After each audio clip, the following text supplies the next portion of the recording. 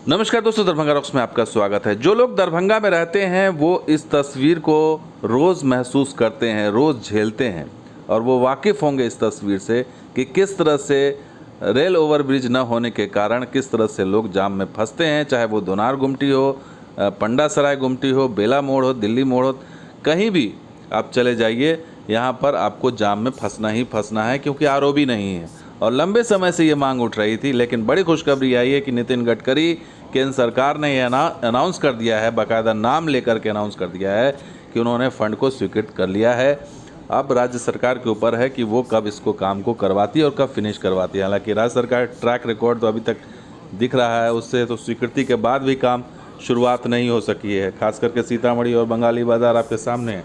तो पहले सुन लीजिए कि नितिन गडकरी ने क्या अनाउंस किया है दरभंगा के बारे में, ये सुनवा देते हैं आपको। ये जो आरओबी है, इसमें दरभंगा जिले के डोनर चौक में आरओबी का निर्माण 80 करोड़, दरभंगा जिले में बेला मोड़ और दिल्ली मोड़ में आरओबी का निर्माण 101 करोड़, बाद में दरभंगा जिले में बहादुरपुर तहसील में पांडासराय में आरओबी का निर्माण 37 करोड़, समस्तीपुर जिले के दलसियारा स्टेशन में आरओबी का निर्माण 93 करोड़, मोतिहारी से के चांदमारी चौक पर आरओबी का निर्माण 70 करोड़, मुजफ्फरपुर जिले में कांती में आरओबी का निर्माण 31 करोड़, मुजफ्फरपुर जिले में मोतीपुर में आरओबी का निर्माण 18 करोड़, पश्चिम चंपारण जिले में मझौलिया में तहसील के आरओबी का निर्माण जिसकी कीमत है 28 करोड़, दांडी टोला में आरओबी का निर्माण ये भी हो रहा है, बेतिया में हरिवाटिका चौक पर आरओबी का निर्माण 36 करोड़, नवादा जिले में मिर्जापुर में आरओबी का निर्माण 71 करोड़, बेगूसराय जिले के बरौनी जंक्शन में आरओबी का निर्माण 35 करोड़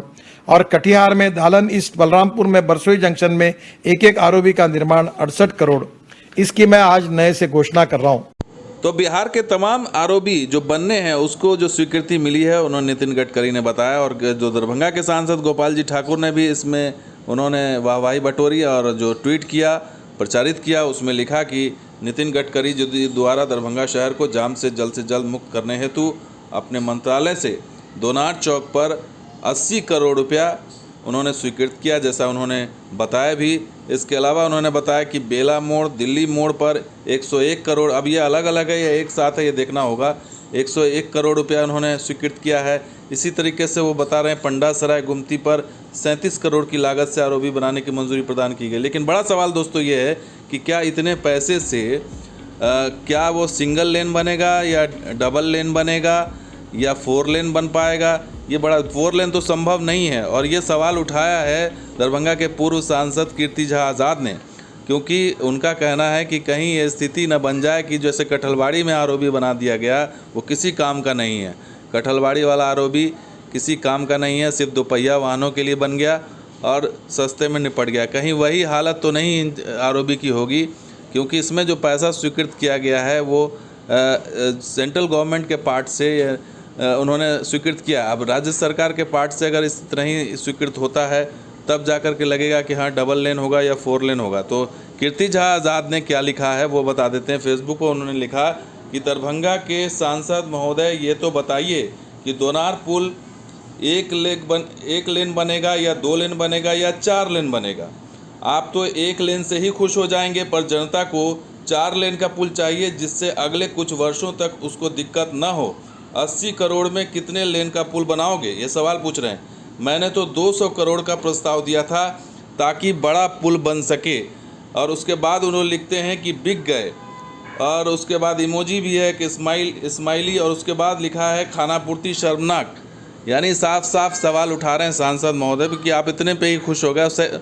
ये देखना होगा कि जो ये डीपीआर बना है या ये जो इसको जो है बनाने की योजना है वो कैसे है, सिंगल लेन है, डबल लेन है या 4 लेन है? क्योंकि ज़रूरत के हिसाब से अगर भविष्य में देखें तो 4 लेन की आवश्यकता है, क्योंकि शहर बहुत ही कंजस्टेड हो रहा है, शहर बहुत डेवलप हो रहा है और ज़रूरत है लोगों को छोटी नहीं बड़े पुल की, क्योंकि बार बार पुल को आप तोड़ के चौड़ा नहीं कर सकते। एक ही बार अगर बनेगा तो बड़ा बने।